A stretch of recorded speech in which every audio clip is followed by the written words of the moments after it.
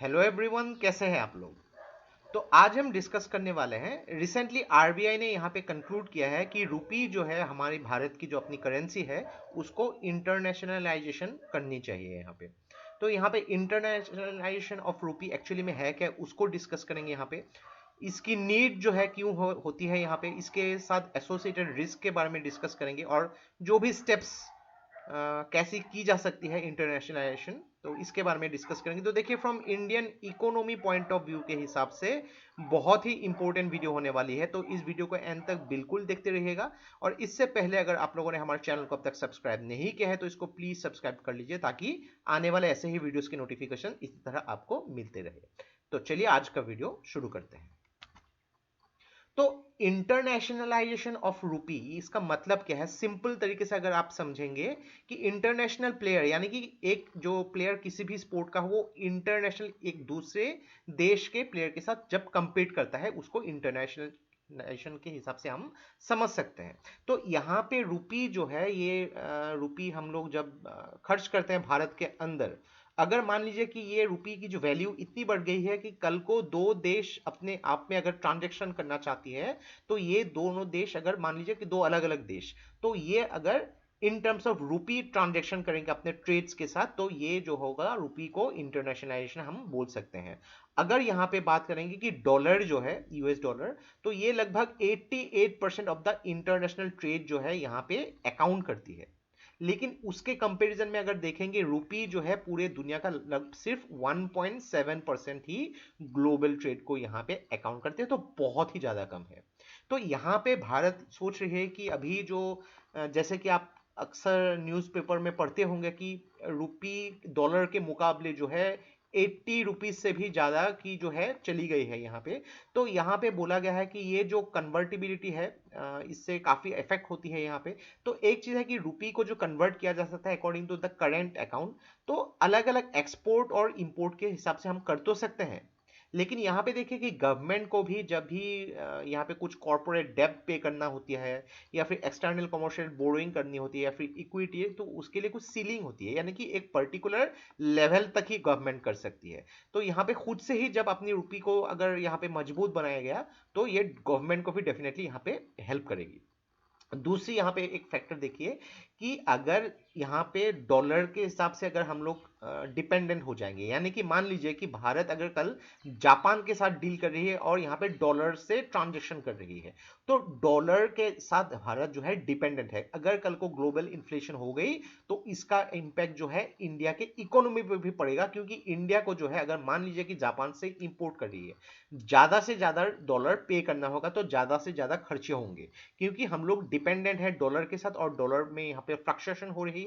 तो global inflation की वजह से इंडिया को ज्यादा डॉलर पे करना होगा, और ज्यादा डॉलर तभी पे कर पाएंगे जब उनको इंडिया खरीदेगी। और इससे क्या होती है कि रुपी जो है काफी ज्यादा नीचे चली जाती है, यानी कि डिवेल्युएशन होती है, डेप्रिसिएशन होती है यहाँ पे।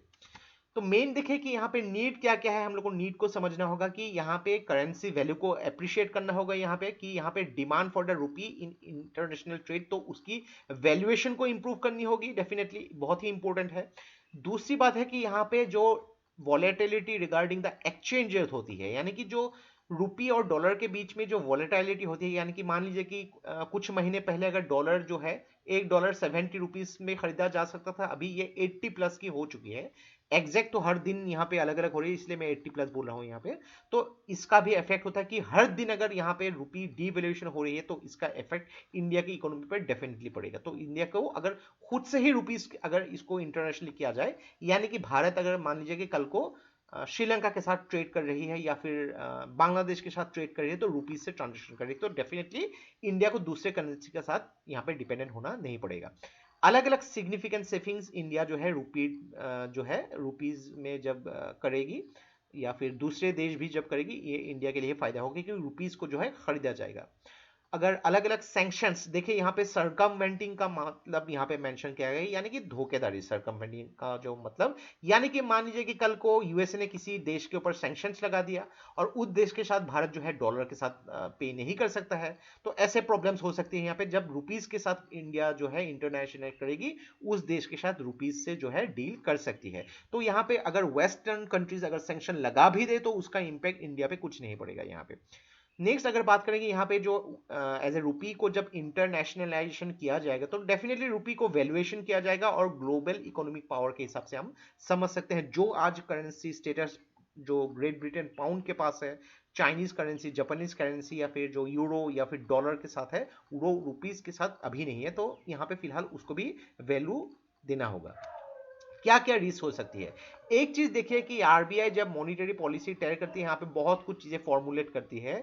तो यहाँ पे मॉनिटरी पॉलिसी सिर्फ इंडिया के हिसाब से, लेकिन अगर देखिए यहाँ पे रुपी की इंपोर्टेंस अगर मान लीजिए कि अलग अलग देशों में भी आ रही है, ये अलग अलग देश रुपीस को जो है खरीद रही है, तो यहाँ पे उसका इंपैक्ट इंडिया की जो नेशनल पॉलिसीज पे भी पड़ेगी। आरबीआई को अलग अलग रेट्स में अलग अलग तरीके से सोचना होगा।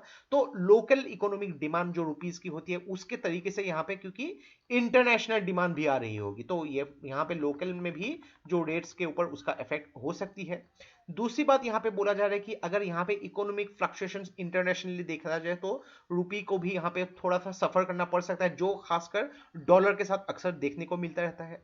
नेक्स्ट यहाँ पे बात किया जा रहा है कि आउटफ्लो ऑफ हॉट मनी। तो यहाँ पे इंटरनेशनलाइजेशन ऑफ द करेंसी अगर होने से हॉट करेंसी के ऊपर उसका इफेक्ट होती है।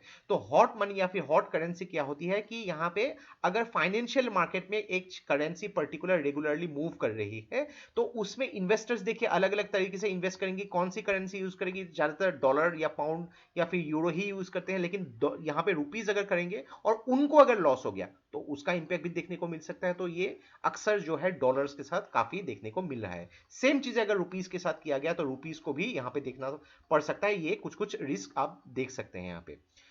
और बात करेंगे कौन से स्टेप्स लेनी होगी अगर रुपीस को इंटरनेशनलाइजेशन किया जाए, तो डेफिनेटली यहाँ पे कैपिटल अकाउंट, तो कैपिटल अकाउंट, करंट अकाउंट, ये आप सब इकोनॉमी में अपने पढ़े होंगे। तो यहाँ पे करेंसी को यहाँ पे ओपन करना होगा ताकि कन्वर्टिबिलिटी के हिसाब से रुपीस को भी अलग अलग देश ताकि यूज किया जा सके, एक्सेस किया जा सके।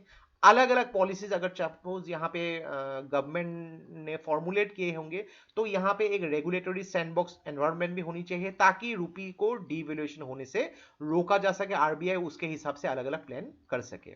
अलग अलग देशों के साथ सपोज मान लीजिए कि बायलेटरल हो गई ट्रेड एग्रीमेंट या फिर मल्टीलेटरल ट्रेड एग्रीमेंट्स हो गए, तो यहाँ पे रुपी को टेस्ट करना पड़ेगा यहाँ पे, ताकि उसकी वायबिलिटी यानी कि उसकी जो एक्सेप्टेंस अलग अलग देशों के साथ कैसी हो रही है। कि अगर बात करेंगे यहाँ पे रशिया या फिर ईरान के साथ भी भारत रुपी के साथ यहाँ पे ट्रेड कर रही है, जो यहाँ पे फाइनेंशियल फंडामेंटल जो है उसको इंप्रूव करना पड़ेगा। यहाँ पे जो सोवरेन क्रेडिट रेटिंग्स है उसको भी यहाँ पे इंप्रूव करना होगा, तभी जाके रुपी की वैल्यूएशन बढ़ेगी, रुपी की डिमांड और भी स्ट्रांग होगी। तो ये था हम लोग का complete analysis regarding the internationalisation of rupee, जिसके बारे में आरबीआई तो फिलहाल सोच रही है कि और भी रुपी को और वैल्यूएशन किया जाए ताकि और भी डिवैल्यूएशन होने से रुपी को बचाया जा सके।